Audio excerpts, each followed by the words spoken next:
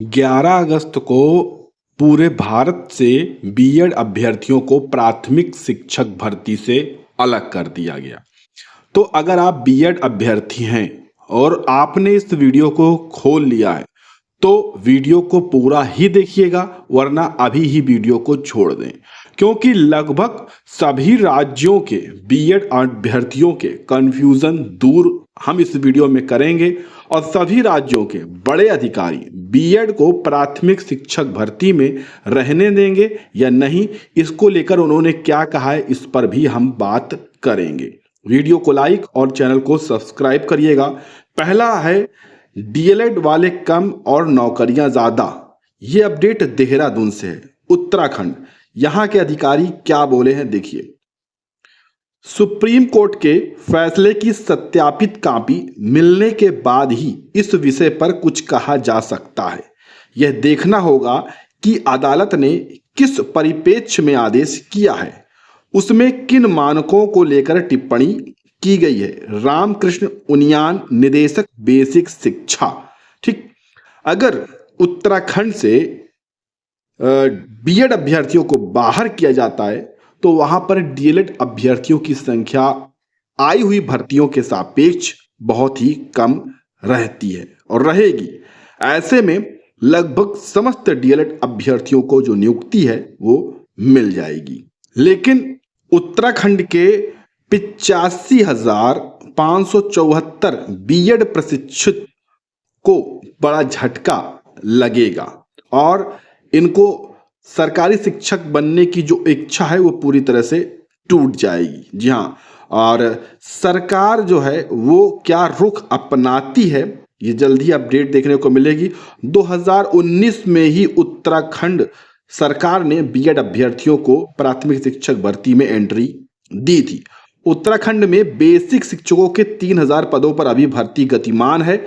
अब इसमें बीएड अंदर रहेगा या नहीं रहेगा, जल्द ही सरकार जो है इस पर फैसला करेगी। अभी फिलहाल वो कुछ भी कहने से हट रहे हैं। उन्होंने कहा है कि अभी हम जो ऑर्डर आया है उसको विचार करेंगे, अपने बड़े अधिवक्ताओं को दिखाएंगे, उसके बाद ही इस पर हम जवाब देंगे। इसके अलावा राजस्थान से तो साफ तौर पर स्पष्ट हो चुका, क्योंकि सरकार भी पक्ष में थी।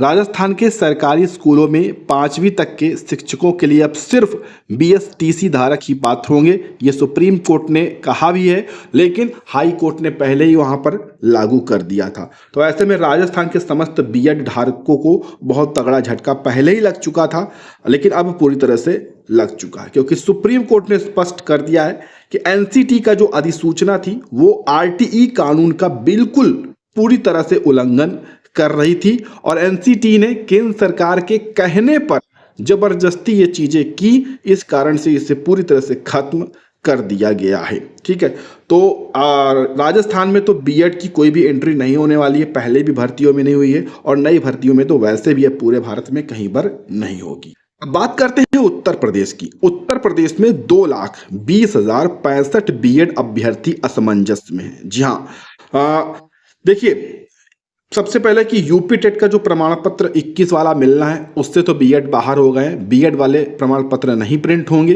केवल बीटीसी डीएलएड वाले प्रिंट होंगे, उन्हीं को वो प्रमाण पत्र मिलेगा। ठीक, लेकिन जो 69,000 शिक्षक भर्ती में बीएड के अभ्यर्थी नौकरी कर रहे हैं, केवल एक ही भर्ती है 69,000, उसमें बीएड के अभ्यर्थी नौकरी कर रहे हैं, उनको ज्यादा परेशान होने की आवश्यकता नहीं है, क्योंकि उत्तर प्रदेश में भाजपा सरकार है और भाजपा ने ये नियम लागू किया था और सुप्रीम कोर्ट के आदेश में ऐसा बिल्कुल भी नहीं लिखा है कि पहले से नौकरी कर रहे अभ्यर्थियों को छेड़ा जाए।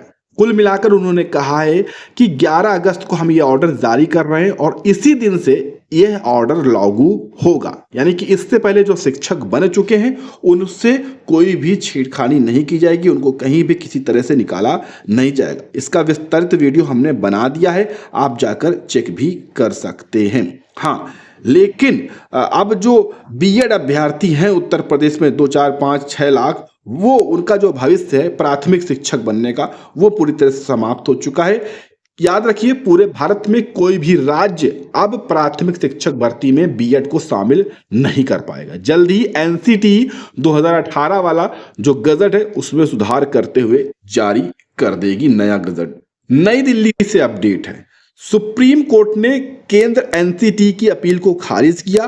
बीएड वाले बेसिक शिक्षक नहीं बनेंगे। ठीक है, तो इस फैसले को लेकर दिल्ली सरकार ने पूरी तरह से इसे यहाँ पर मान लिया है और कह भी दिया है। और उत्तर प्रदेश के अपर मुख्य सचिव हैं, उनकी तरफ से भी देखिए दीपक कुमार बयान आया है कि शिक्षक की शैक्षिक अर्हता बीटीसी ही होती है।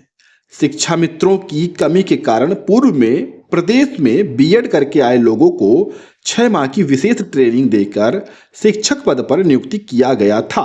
सुप्रीम कोर्ट का निर्णय पढ़ने के बाद उस पर विधिक राय ली जाएगी। यानी कि अभी उत्तर प्रदेश में भी असमंजस की स्थिति बनी है। यहाँ से देखिए साफ समझ में आ रहा है जो नौकरी कर रहे हैं, लेकिन ऐसा होगा नहीं। ये चीजें लिखी हैं, लेकिन आप परेशान होने की आवश्यकता नहीं है।